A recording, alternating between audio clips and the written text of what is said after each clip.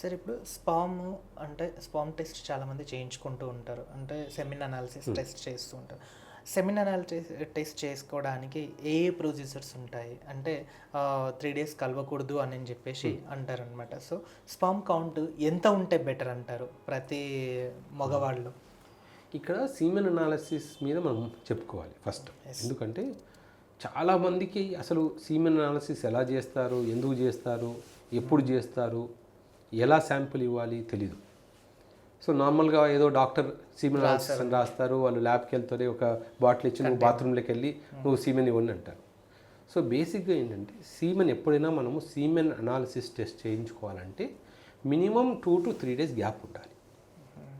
And gap అనేది అంటే 48 hours minimum gap ఉండాలి.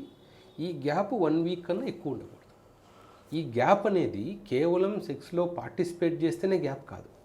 ఇప్పుడు కొంతమందికి నిద్రలో రిలీజ్ అయింది అనుకోండి, అది కూడా రిలీజ్ అయినట్టే. ఓకే. సో ఆ మార్నింగ్ నిద్రలో రిలీజ్ అయిపోయింది, సో అప్పటి నుంచి మళ్ళీ 48 hours చూసుకోవాలి. సో కొంతమంది మ్యాస్టర్బేట్ చేసుకుంటారు, ఆ మ్యాస్టర్బేషన్ తర్వాత కూడా మళ్ళీ 48 hours ఆగాల్సింది. సో కొంతమంది ఓన్లీ సెక్స్లోనే పాల్గొని గ్యాప్ అని అనుకుంటారు, అలా కాదు. సో మినిమం స్పెర్మ్ రిలీజ్ అయ్యి మినిమం 48 hours అయి ఉండాలి. అలాగే 1 week కన్నా ఎక్కువ టైం ఉందనుకోండి, అది ఇవ్వకూడదు. సో స్పెర్మ్ ఒకసారి రిలీజ్ చేసి మళ్ళీ 2 days ఆగి ఇవ్వాలి. ఎందుకు ఈ పారామీటర్స్ అంటే ఇప్పుడు స్టాండర్డైజేషన్ మనకు WHO వాళ్ళు ఇంత స్పెర్మ్ కౌంట్ ఉండాలి, ఇంత ఉంటే పిల్లలు పుడతారు, ఇంత మొటిలిటీ ఉంటే పిల్లలు పుడతారు అని ఎందుకు వచ్చారంటే వాళ్ళు ఇట్లా మినిమం 2 to 3 days గ్యాప్ ఉన్న వాళ్ళని స్పెర్మ్ తీసుకొని మనం చెక్ చేశారు. ఇప్పుడు కొంతమంది అట్లాంటిది లేదనుకోండి, ఒకరు 1 hour గ్యాప్తో వస్తారు, ఇంకొకరు 3 days గ్యాప్తో వస్తారు, 1 month గ్యాప్తో వస్తారు. సో గ్యాప్ పెరిగేసరికి కౌంట్ పెరుగుతుంది, మొటిలిటీ తగ్గుతుంది. ఎక్కువ రోజులు స్టోరేజ్లో ఉండిపోయింది అనుకోండి, సో ఎక్కువ డెడ్ స్పెమ్స్ ఉంటాయి. సో అందుకని పర్సంటేజ్ మొటిలిటీ అంటే కదలికలు అంటే ఆ పర్సంటేజ్ ఎక్కువ రోజులు గ్యాప్ ఉందనుకోండి, 1 month గ్యాప్తో ఇచ్చారనుకోండి కౌంట్ చాలా ఎక్కువ ఉంటుంది, ఎక్కువ డెడ్ స్పెమ్స్ ఉంటాయి. ఓకే. తక్కువ తక్కువ గ్యాప్తో ఇచ్చారనుకోండి తక్కువ కౌంట్ ఉంటుంది, ఎక్కువ మొటిలిటీ ఉంటుంది. అందుకని అలా చెప్తాం. రెండో విషయం ఏంటంటే ఒకవేళ ఎవరికైనా జ్వరం అంటే ఫీవర్ కానీ ఏదైనా ఇల్నెస్ ఉంటే జనరల్గా అది అయిన వెంటనే సీమెన్ టెస్ట్ చేయించుకుంటే తక్కువ ఉంటుంది. సో ఒకవేళ ఫీవర్ హై గ్రేడ్ ఫీవర్ ఉందనుకోండి, ఒక 1 month ఆగాలి, సీమెన్ టెస్ట్ ఇవ్వకూడదు. ఏదో డాక్టర్ చెప్పారని వస్తే ఏమవుతుంది, తక్కువ కౌంట్ ఉంటుంది. మూడో విషయం ఏంటంటే కొంతమంది సీమెన్ ఇవ్వమంటే 1-2 డ్రాప్స్ ఇచ్చేసి ఇంతే వచ్చిందంటారు, అలా ఉండకూడదు. సీమెన్ అనేది వచ్చిన సీమెన్ మొత్తం కలెక్ట్ చేయాలి. కొంతమంది ల్యాబ్కి వెళ్ళగానే చిన్న బాటిల్ ఇచ్చి దాంట్లో కలెక్ట్ చేయమంటారు. అదే మీరు ఫర్టిలిటీ సెంటర్స్కి వెళ్ళండి, పెద్ద బాటిల్ ఇస్తారు. అండ్ ఆ ప్లాస్టిక్ ఎటువంటి ప్లాస్టిక్ ఇస్తున్నారు అనేది కూడా ముఖ్యం. ఇప్పుడు చిన్న చిన్న ల్యాబ్స్కి వెళ్తే ఏం చేస్తారు, యూరిన్ కలెక్షన్ బాటిల్స్ ఉంటాయి, యూరిన్ కంటైనర్, అది చీప్ ప్లాస్టిక్తో తయారవుతుంది. ఎందుకంటే దాంట్లో మనమేమి యూరిన్లో లైవ్ ఎన్ని ఉన్నాయి అవన్నీ చూడం కదా, యూరిన్లో ప్రోటీన్స్ ఎన్ని ఉన్నాయి, బ్లడ్ ఉందా లేదా అవన్నీ చూస్తాం. కాబట్టి యూరిన్కి చీప్ ప్లాస్టిక్ బాటిల్ అయినా సరిపోతుంది. కానీ స్పెర్మ్ అనేది ఆ ప్లాస్టిక్ బాటిల్ అలాంటి చీప్ ప్లాస్టిక్లో పెడితే ఆ ప్లాస్టిక్ ఎఫెక్ట్ కూడా డ్యామేజ్ అవ్వచ్చు. అందుకని ప్యూర్ ప్లాస్టిక్ బాటిల్స్ అంటే హై క్వాలిటీ ప్లాస్టిక్ బాటిల్సే ఇస్తారు. సో అది గుర్తుపెట్టుకోండి.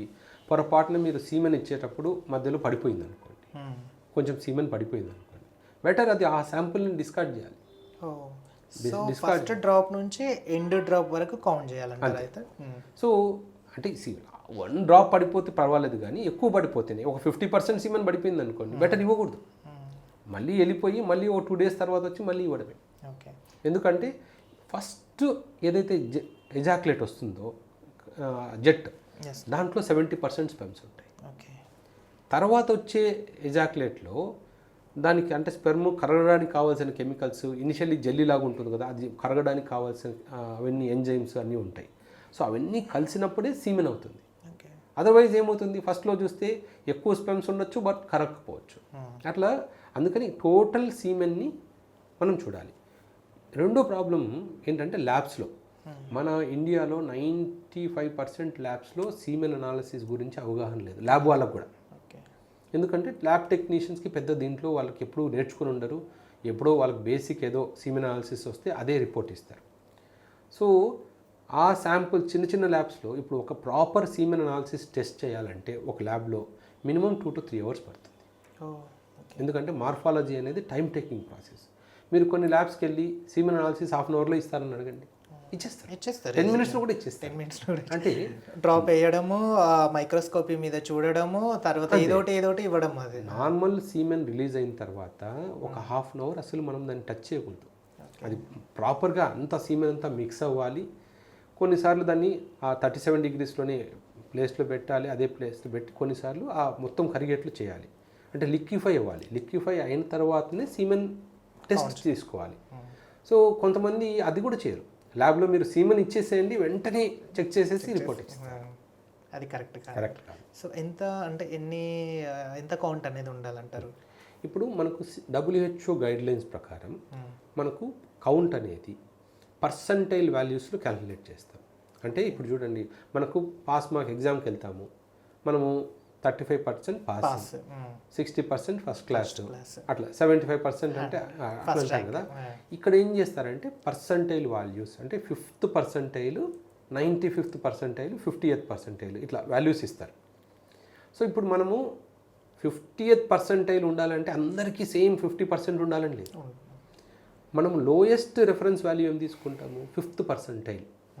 5th పర్సంటైల్ అంటే ఇంకా అది లోయెస్ట్. ఈ వాల్యూ కన్నా తక్కువ ఉంటే న్యాచురల్గా ప్రెగ్నెన్సీ వచ్చే ఛాన్స్ తక్కువ అని అర్థం. మా అందరికీ 95%, 50% ఉండాలని లేదు. సో ఈ 5th పర్సంటైల్ వాల్యూస్ ఏంటంటే count minimum 16 millions per ML ఉండాలి. 16 మిలియన్స్, 16 మిలియన్స్. ఓకే. ఒక శాంపుల్ ఒక డ్రాప్ తీసుకొని చెక్ చేసినప్పుడు దాంట్లో మనం చేంబర్లో చెక్ చేస్తే జనరల్లీ 16 మిలియన్స్ అంత ఉందనుకోండి, అది నార్మల్, అంటే ప్రెగ్నెన్సీ వచ్చే ఛాన్స్ అంతే. అలాగే మొటిలిటీ అనేది ఇప్పుడు ఒక 100 స్పెమ్స్ తీసుకుంటే ఎన్ని స్పెమ్స్ ముందుకు వెళ్తున్నాయి అంటే ఓన్లీ అక్కడే ఉండి కదిలే వాటిని నాన్ ప్రోగ్రెసివ్ మొటిలిటీ అంటాం. ముందుకు మూవ్ అయ్యే వాటిని ప్రోగ్రెసివ్ మొటిలిటీ అంటాం. అది 30% ఉండాలి. అంటే పాస్ మార్క్. మినిమం 100కు 30 స్పెమ్స్ యాక్టివ్గా ఉన్నాయి అంటేనే అది పాస్ మార్క్ అన్నట్టు. 30 కన్నా తక్కువ ఉంటే తక్కువ, అంటే ప్రెగ్నెన్సీ వచ్చే ఛాన్స్ తక్కువ న్యాచురల్గా. తర్వాత మార్ఫాలజీ అనేది కూడా మినిమం 4% ఉండాలి. అయితే కొన్ని రిపోర్ట్స్ కూడా మేము చూసాము, 3 మిలియన్, 5 మిలియన్ ఇట్లా అలా ఇస్తూ ఉంటారు. సో మీరు చెప్పిన దానికి వాళ్ళు ఇచ్చిన రిపోర్టింగ్కి చూస్తే చాలా అంటే చాలా వేరియేషన్ ఉంటుంది. సో ఒకవేళ 3 మిలియన్స్, 5 మిలియన్స్ అలా ఏమన్నా ఉన్న వాళ్ళకి స్పర్మ్ కౌంట్ పెరగాలి అంటే ఏమన్నా ట్రిక్స్ ఉంటాయంటారా? ఈ ట్రిక్స్ కన్నా మనం ఆలోచించాల్సింది ఏంటంటే అసలు ఎందుకు తక్కువ ఉంది. స్పెర్మ్ ప్రొడక్షన్ అనేది మనకు టెస్టిస్లో అవుతుంది. సో ఇప్పుడు ప్రొడక్షన్ అవ్వట్లేదు అంటే మీనింగ్ ఏంటి? టెస్టిస్ సరిగా పనిచేయట్లేదు. సో పనిచేయట్లేదనే ఉండాలి, లేదా నార్మల్గా పనిచేస్తూ బయటకు వచ్చే దారిలో ఎక్కడైనా బ్లాకేజ్ అన్న ఉండాలి. సో ఇది ఫస్ట్ మనం చూసుకోవాలి, ఎక్కడైనా బ్లాక్ అవుతుందా లేదా అనేది. ఎందుకంటే మెడికేషన్స్ ప్రతి ప్రాబ్లంకి వేరే ఉంటాయి. ఇప్పుడు స్పెర్మ్ కౌంట్ లోపల టెస్టిస్ బాగా ప్రొడక్షన్ నార్మల్గానే ఉండి బయటకు వచ్చే దారిలో బ్లాకేజ్ ఉందనుకుందాం. మనం ఈ వ్యక్తికి రోజు స్పెర్మ్ కౌంట్ పెరగడానికి మందులు ఇస్తే ఏమవుతుంది?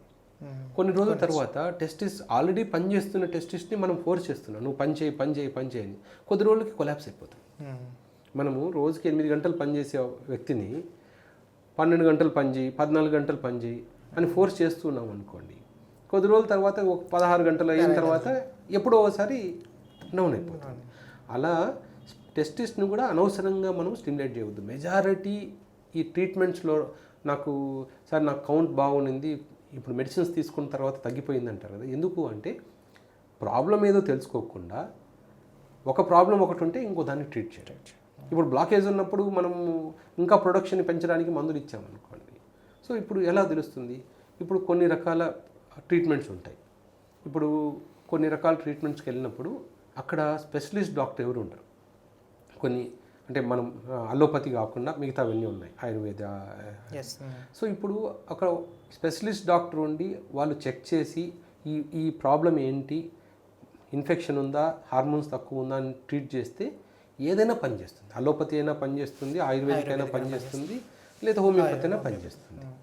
ఇప్పుడు అక్కడ చాలా వరకు ఇప్పుడు కొన్ని సెంటర్స్ ఏం చేస్తున్నారు, ఫ్రాంచైజెస్ మల్టిపుల్ బ్రాండ్స్ అయిపోయి ఒక జూనియర్ డాక్టర్ని పెట్టేసి వాళ్ళకి అన్నిటికీ ట్రీట్మెంట్ ఏదనుకున్నా జస్ట్ మెడికల్ షాప్ లాగా ట్రీట్మెంట్ ఇచ్చేస్తారు. ఇది స్పెర్మ్ పెరగడానికి, ఇది కాళ్ళ నొప్పులకి, ఇది అనేది. సో వాళ్ళకు అసలు ప్రాబ్లం ఎలా తెలుస్తుంది, దేనికి మందులు ఇస్తున్నారు? అందుకని చాలా వరకు ట్రీట్మెంట్స్ పనిచేయట్లేదు. ఎప్పుడైనా స్పెర్మ్ కౌంట్ తక్కువ ఉందంటే ఎందుకు తక్కువ ఉంది? ఇప్పుడు ఒకవేళ నిద్ర తక్కువ అయిపోయింది, బాగా నిద్ర తక్కువ అయిపోయి, స్ట్రెస్ తక్కువ అయిపోయి, హార్మోన్స్ తక్కువ అయిపోయి, అప్పుడు ఏం చేయాలి? ఓన్లీ ప్రాపర్ నిద్రపోయేట్లు చేసి నిద్ర రోజుకు కొంచెం పెంచి హార్మోన్స్ని పెంచాలి, ఆటోమేటిక్గా పెరుగుతుంది. సో అలాగే కొంతమందికి vitamin D deficiency, B12 deficiency ఉంటాయి. అలాంటి వాళ్ళకు vitamin D deficiency, B12 deficiency correction చేయకుండా మనం ఎన్ని రోజులు టాబ్లెట్లు ఇస్తే ఏమవుతుంది? సో మనము రూట్ కాజ్, ప్రాబ్లం ఎందుకు వచ్చింది దాన్ని ట్రీట్ చేయగలిగితే మనం కొంతమందికి టెస్టిస్ చిన్నగా ఉంటాయి.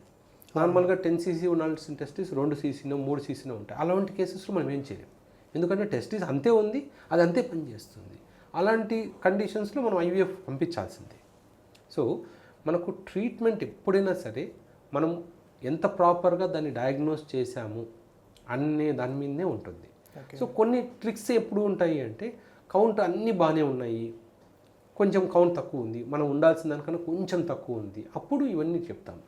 ఈ ఫుడ్స్ డాక్టర్ గారు ఏం ఫుడ్స్ తింటే పెరుగుతుంది, ఏం చేస్తే, ఏం ఎక్సర్సైజ్ చేస్తే, ఇవన్నీ చెప్తారు కదా, అప్పుడు వాళ్ళకి అవన్నీ వర్తిస్తాయి.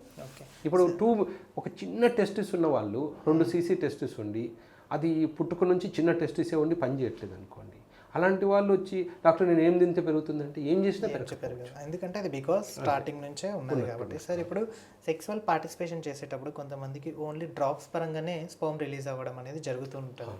సో ఆ డ్రాప్స్ పరంగా కాకుండా ఇంకా కొంచెం ఎక్కువ మోతాదులో రిలీజ్ అవ్వాలి అంటే ఏదన్నా మెడికేషన్ ఉందంటారా? దీన్ని లో వాల్యూమ్ ఎజాక్యులేట్ అంటాం, అంటే స్పెర్మ్ తక్కువగా రావడం. నార్మల్గా స్పెర్మ్ అనేది 1.5 ml కన్నా ఎక్కువ రావాలి కలిసినప్పుడు. కొంతమందికి 3 ml రావచ్చు, 5 ml రావచ్చు, అది డిపెండ్. సో 5 ml వచ్చినంత మాత్రాన 1.5 mlకి పెద్ద డిఫరెన్స్ ఉందని కాదు, కానీ 1.5 ml కన్నా తక్కువ రాకూడదు. సో ఒకవేళ 1.5 ml కన్నా తక్కువ వస్తుంది అనుకోండి, సో అప్పుడు మనకు 3 ప్రాబ్లమ్స్ ఉండొచ్చు. ఒకటి, కొంతమంది మాస్టర్బేషన్ చేసుకున్నప్పుడు బాగా ఎక్కువ స్పెర్మ్ రిలీజ్ అయ్యేట్టు చేస్తారు, సెక్స్లో చేయలేరు.